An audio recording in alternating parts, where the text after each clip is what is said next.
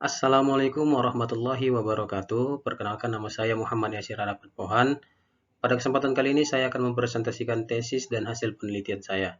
Pertama-tama saya ucapkan terima kasih kepada Bu Yulia Arisnani Widyaningsih selaku dosen pembimbing saya dalam penulisan tesis ini. Dan saya ucapkan terima kasih juga kepada Bapak dan Ibu dosen penguji yang berkenan untuk melakukan pengujian terhadap tesis saya. Baik, pada bagian latar belakang, kita mulai dengan definisi wisata petualangan. Wisata petualangan itu mengandung 3 unsur, yaitu yang pertama, ada di dalamnya aktivitas fisik, pertukaran budaya, kemudian keterlibatan dengan alam. Nah, kemudian Bakli tahun 2006 membagi kategori wisata petualangan menjadi 2 bagian, yaitu wisata petualangan ekstrim dan wisata petualangan mainstream. Nah, tahun 2017, Beckman menyatakan bahwa faktor pendorong seseorang melakukan wisata petualangan adalah motivasi. Kemudian dilanjutkan juga oleh Cheng tahun 2018, mengidentifikasi perkembangan definisi pariwisata petualangan dari yang sebelumnya berfokus pada aktivitas fisik menjadi lebih berfokus pada psikologis. Nah, kemudian perlu diketahui bahwa elemen-elemen resiko, bahaya, lingkungan alam, sensasi kegembiraan yang terdapat dalam wisata petualangan itu adalah merupakan sesuatu yang bersifat intrinsik, komponen yang sangat diperlukan dari wisata petualangan dari perspektif teoritis. Nah, aspek-aspek intrinsik tadi, elemen-elemen intrinsik tadi, itu dapat dijelaskan dengan CET atau Cognitive Evaluation Theory. Menurut CET, individu menikmati kegiatan sejauh mana kegiatan tersebut memenuhi kebutuhan dasar manusia akan kompetensi dan otonomi. Kemudian, studi empiris sebelumnya telah menunjukkan bahwa otonomi kompetensi secara positif terkait dengan flow atau pengalaman aliran. Seperti itu kan, istilah flow mendefinisikan situasi di mana individu bertindak dengan rasa konsentrasi, kontrol total, kesenangan dalam melakukan aktivitas. Rumusan masalah. Terdapat inkonsistensi temuan terkait hubungan antara motivasi intrinsik terhadap kepuasan flow. Huang tahun 2018. Kemudian, penelitian menunjukkan bahwa motivasi intrinsik berpengaruh terhadap kepuasan. Vela dan kawan-kawan tahun 2015. Kemudian Beckman tahun 2017 menyatakan bahwa masih sangat sedikit penelitian yang secara bersamaan menguji pengaruh motivasi pada wisata petualangan ekstrim dan mainstream. Maka penelitian ini ingin mengisi gap yang dinyatakan oleh Beckman tadi, yaitu melakukan pengujian motivasi pada wisata petualangan ekstrim dan mainstream.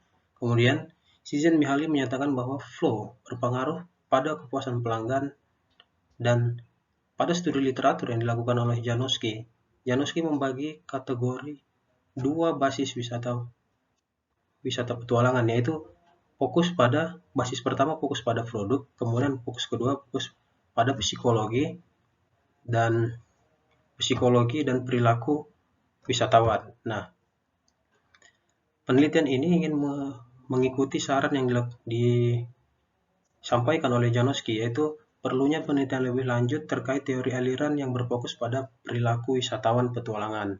Nah, maka hal-hal inilah yang menjadi motivasi untuk melakukan akan diuji dalam penelitian ini. Nah, teori yang digunakan selaras dengan latar belakang tadi, maka yang pertama adalah Cognitive Evaluation Theory. Disingkat menjadi CET, merupakan teori motivasi yang menjelaskan tentang kondisi yang memunculkan, menopang, dan menguatkan motivasi intrinsik. Menurut CET, individu menikmati kegiatan sejauh mana kegiatan tersebut memenuhi kebutuhan dasar manusia akan kompetensi dan otonomi. Jadi persepsi wisatawan akan terpenuhinya kompetensi dan kebebasan atau otonomi mereka dalam melakukan wisata petualangan, baik itu ekstrim dan mainstream, itu akan diuji apakah dengan mereka berpersepsi wisata petualangan yang mereka lakukan memenuhi kompetensi dan otonomi mereka, apakah itu akan mengakibatkan flow dan kepuasan terhadap aktivitas wisata tersebut atau tidak. Kemudian, teori yang kedua yaitu flow teori. Kondisi flow merupakan faktor penting dalam memahami kepuasan pelanggan. Tadi dari sini kondisi flow itu orangnya sangat terserap ke dalam aktivitas itu, jadi sehingga melupakan hal-hal lain, yaitu konsentrasi penuh, akan tetapi dia memiliki kontrol yang sangat tinggi terhadap aktivitasnya. Jadi aktivitas ini adalah aktivitas yang memang sangat disukai. Itu biasanya kenapa seseorang bisa masuk dalam kondisi flow. Nah, kemudian pertanyaan penelitian. Yang pertama, apakah persepsi otonomi berpengaruh positif terhadap pengalaman flow wisatawan petualangan? Nah, ini yang kedua juga otonomi terhadap flow, tetapi pada wisata mainstream. Nah, yang ketiga, apakah persepsi kompetensi berpengaruh positif terhadap pengalaman flow wisatawan petualangan ekstrim di Indonesia? Kemudian yang keempat, pada aktivitas mainstream. Yang selanjutnya, yang kelima, apakah persepsi otonomi berpengaruh positif terhadap kepuasan wisatawan petualangan ekstrim di Indonesia? Yang keenam, apakah persepsi otonomi berpengaruh positif terhadap kepuasan wisatawan petualangan mainstream di Indonesia? Kemudian, apakah persepsi kompetensi berpengaruh positif terhadap kepuasan wisatawan petualangan ekstrim di Indonesia? Yang kedelapan, apakah persepsi kompetensi berpengaruh positif terhadap kepuasan wisatawan petualangan mainstream di Indonesia? Yang kesembilan, apakah pengalaman flow berpengaruh positif terhadap kepuasan wisatawan petualangan ekstrim di Indonesia? Kemudian yang ke-10, pengalaman flow berpengaruh positif terhadap kepuasan wisatawan petualangan mainstream di Indonesia. Jadi sepasang-sepasang. Yang satu misalnya kompetensi kepada flow dalam wisata petualangan ekstrim, maka yang B sama tetapi menguji pada aktivitas wisata mainstream.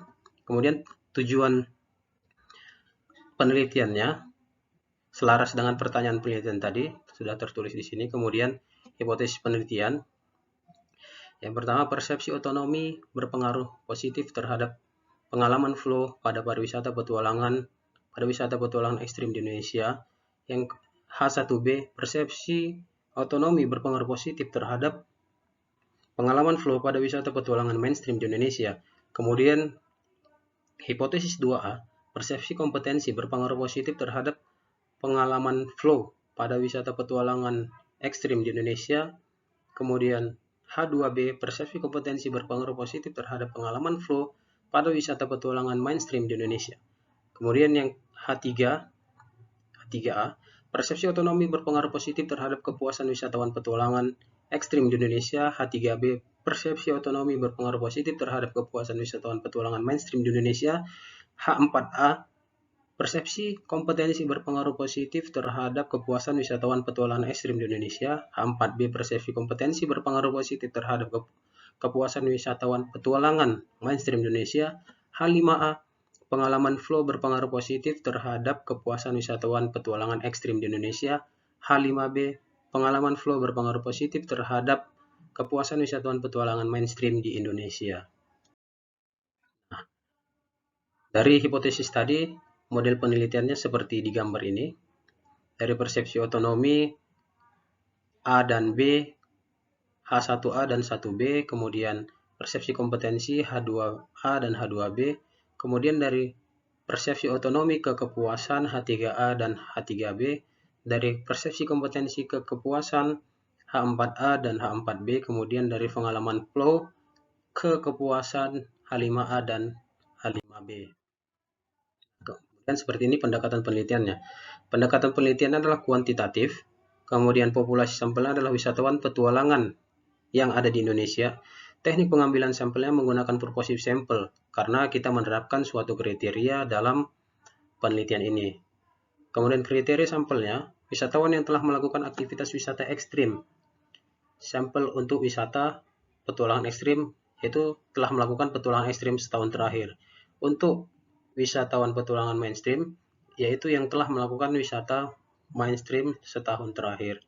Nah, jadi sebelum mengisi kuesioner, kita menjelaskan definisi-definisi dan contoh aktivitas wisata petualangan ekstrim dan mainstream. Jadi sebelum masuk ke link, calon responden sudah memiliki gambaran apakah aktivitas yang dilakukannya termasuk dalam kategori ekstrim ataupun mainstream. Seperti itu. Kemudian teknik pengumpulan datanya.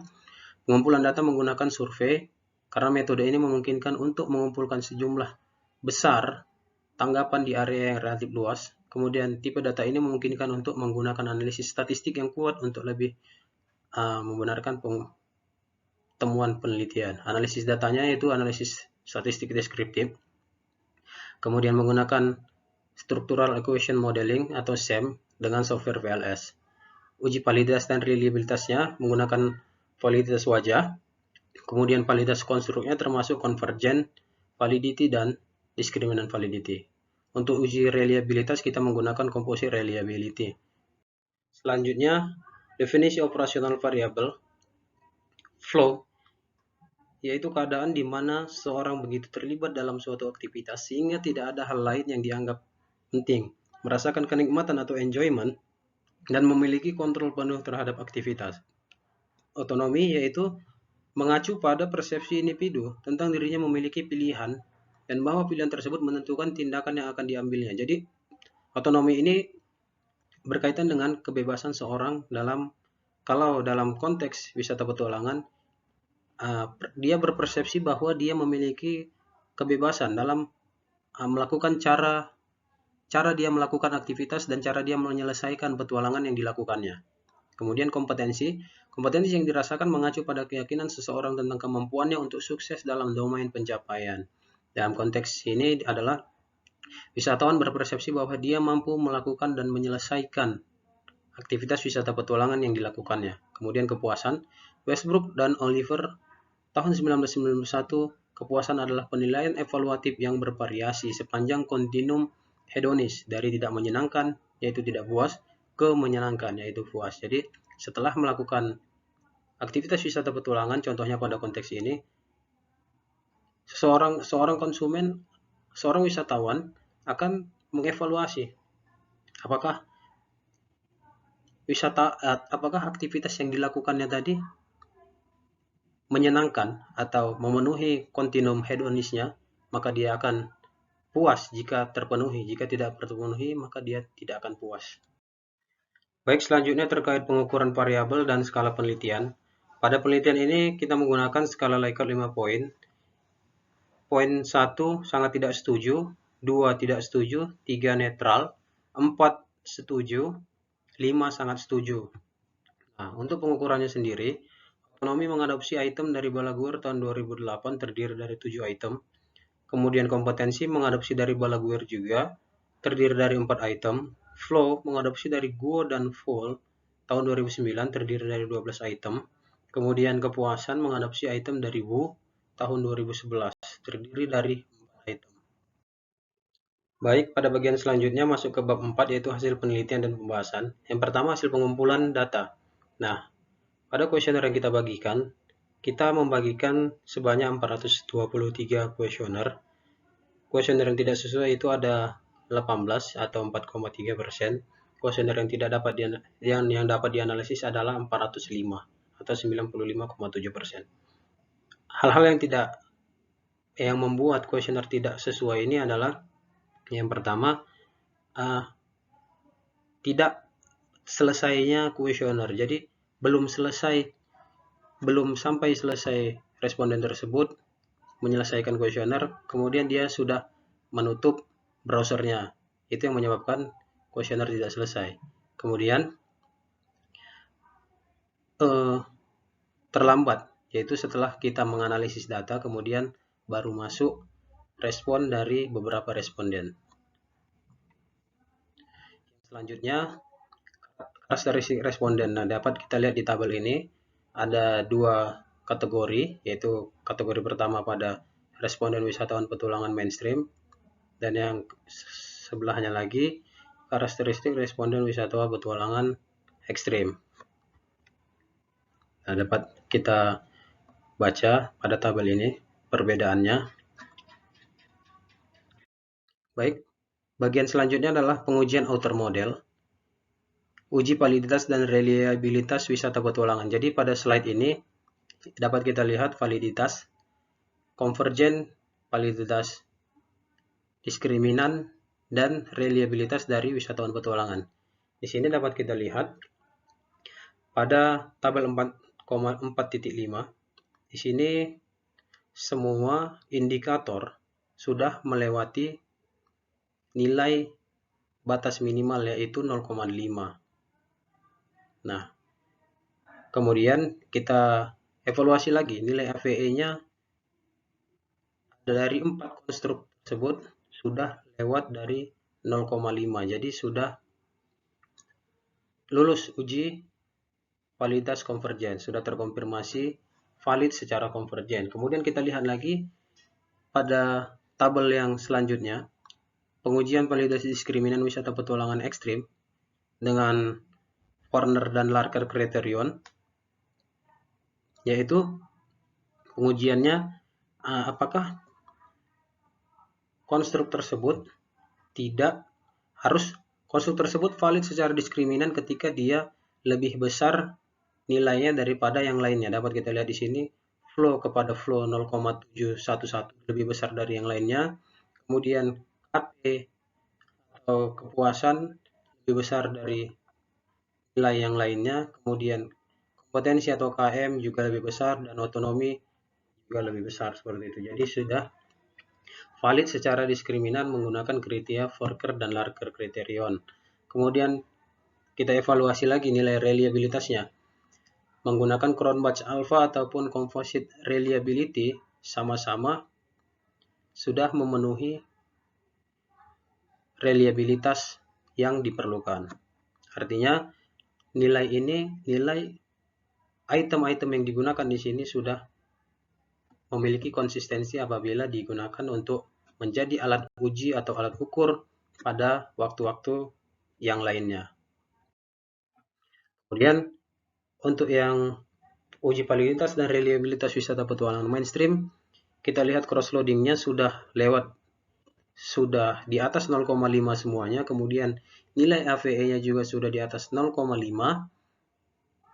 Kemudian validitas diskriminannya sudah masing-masing konstruk memiliki nilai korelasi yang lebih tinggi daripada nilai korelasi dengan konstruknya sendiri lebih tinggi daripada dengan yang lainnya. Maka sudah dapat dikatakan sudah valid secara diskriminan. Kemudian pada tabel reliabilitas dapat dilihat bahwa semua konstruk sudah di atas 0,7. Maka dapat dikatakan bahwa item-item yang digunakan dalam pengukuran ini sudah reliable dan memiliki konsistensi apabila digunakan sebagai alat pengukuran di masa yang akan datang. Kemudian model fit dalam penelitian ini menggunakan SRMR dan NFI. Nah, dari ekstrim dan mainstream dapat kita lihat di sini nilai SRMR itu dapat dikatakan fit suatu model apabila nilai SRMR-nya di bawah 8. Nah, di sini kita lihat bahwa keduanya sudah di bawah 8. Jadi dapat dikatakan model yang kita bangun sudah fit. Kemudian NFI, semakin mendekati 1 nilai NFI-nya, maka semakin baik. Nah, di sini 0,7, 0,740 dan 0,753 maka dapat dikatakan memiliki nilai fit yang cukup untuk model yang kita gunakan dalam penelitian ini. Baik, yang selanjutnya pengujian inner model.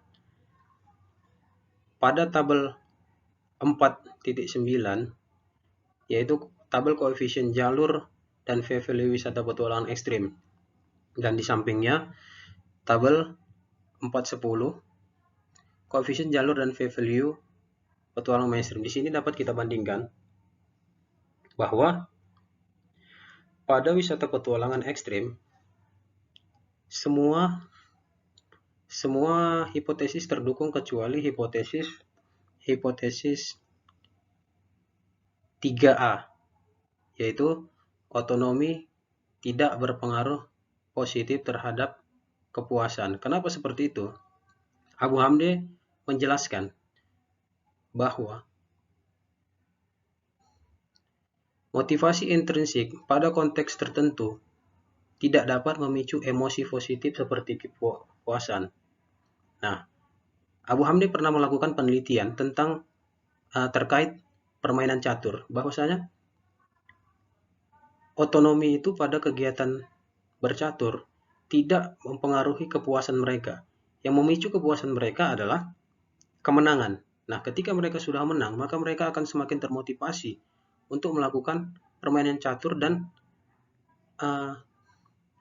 kualitas permainan catur mereka meningkat. Seperti itu. Nah, pada wisata petualangan mainstream yang tidak terdukung adalah kompetensi terhadap kepuasan. Selain itu semua terdukung. Nah, Huang dan kawan-kawan tahun 2018, penelitian ini didukung oleh Huang tahun 2018, penelitian mereka juga tidak terdukung kompetensi dan kepuasan. Nah, di sini mereka menyarankan bahwa agar penyedia jasa menambahkan unsur tantangan, akan tetapi tidak berlebihan, sehingga konsumen terpicu untuk menggunakan kompetensi mereka dalam aktivitas wisata tersebut. Seperti itu. Baik, masuk kepada bagian simpulan. Berdasarkan hasil analisis, ditemukan bahwa pada kategori wisata petualangan ekstrim, persepsi otonomi berpengaruh positif terhadap pengalaman flow, persepsi kompetensi berpengaruh positif terhadap pengalaman flow, persepsi otonomi tidak berpengaruh pada kepuasan wisata petualangan ekstrim, kemudian kompetensi berpengaruh positif terhadap kepuasan wisata petualangan ekstrim, dan terakhir flow berpengaruh positif terhadap kepuasan wisata petualangan ekstrim. Kemudian pada kategori wisata petualangan mainstream ditemukan bahwa persepsi otonomi berpengaruh positif terhadap pengalaman flow, persepsi kompetensi juga berpengaruh positif, persepsi otonomi berpengaruh terhadap kepuasan, akan tetapi persepsi kompetensi tidak berpengaruh pada kepuasan, dan pengalaman flow berpengaruh positif kepada kepuasan wisata petualangan mainstream. Kontribusi penelitian, kontribusi teoritis. Penelitian ini memberikan kontribusi bahwa pada konteks wisata petualangan ekstrim dan mainstream, motivasi intrinsik memiliki pengaruh positif terhadap pengalaman flow, dan pengalaman flow berpengaruh positif terhadap kepuasan wisata petualangan ekstrim dan mainstream. Berdasarkan nilai koefisien determinan, menunjukkan bahwa motivasi intrinsik dan flow secara bersama-sama dapat menjelaskan pengaruh kepuasan wisata petualangan ekstrim sebesar 42% dan 53,5% pada wisata petualangan mainstream. Hasil tersebut merupakan kontribusi secara teoritis dari penelitian ini. Selanjutnya, kontribusi praktis. Wisatawan perlu merasa tertantang sekaligus yakin bahwa mereka dapat menyelesaikan aktivitas wisata petualangan yang mereka lakukan. Merujuk pada hasil studi ini, pemenuhan persepsi otonomi dan kompetensi akan berdampak langsung pada pengalaman flow dan dapat memperkuat pengaruh pengalaman flow terhadap kepuasan berwisata. Berdasarkan hasil penemuan ini juga, pada kategori wisata petualangan ekstrim dan mainstream dapat diketahui bahwa persepsi kompetensi dan persepsi otonomi merupakan kontributor terbesar seorang wisatawan merasakan pengalaman flow. Sehingga penting bagi pengelola tempat wisata petualangan agar memberikan kebebasan kepada para wisatawan untuk menentukan sendiri cara yang akan mereka gunakan dalam menyelesaikan aktivitas petualangan. Dan merujuk pada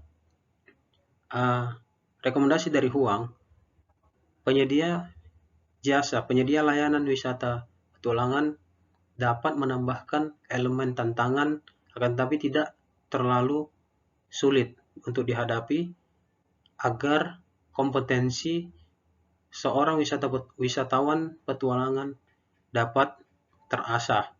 Jadi dapat terpenuhi, wisatawan tersebut merasa bahwa kompetensinya digunakan untuk melakukan aktivitas wisata petualangan tersebut. Pada bagian keterbatasan dan saran penelitian mendatang, yang pertama, penelitian ini tidak melakukan pengujian persepsi apakah jenis wisata ekstrim dan mainstream itu benar-benar dianggap ekstrim ataupun mainstream oleh wisatawan Indonesia atau tidak. Maka penelitian yang akan datang disarankan untuk melakukan analisis persepsi wisatawan terhadap jenis wisata yang dianggap ekstrim dan mainstream. Kemudian, Penelitian selanjutnya dapat melakukan analisis mediasi pengaruh hubungan antara otonomi terhadap kepuasan melalui mediasi pengalaman flow. Untuk mengetahui kenapa dalam penelitian ini otonomi pada wisata petualangan ekstrim tidak terdukung. Apakah memang harus melalui pengalaman flow atau tidak? Begitu. Baik, saya akhiri presentasi saya. Saya sangat mengharapkan masukan dan koreksian dari pembimbing dan Bapak Ibu penguji. Saya ucapkan terima kasih. Wassalamualaikum warahmatullahi wabarakatuh.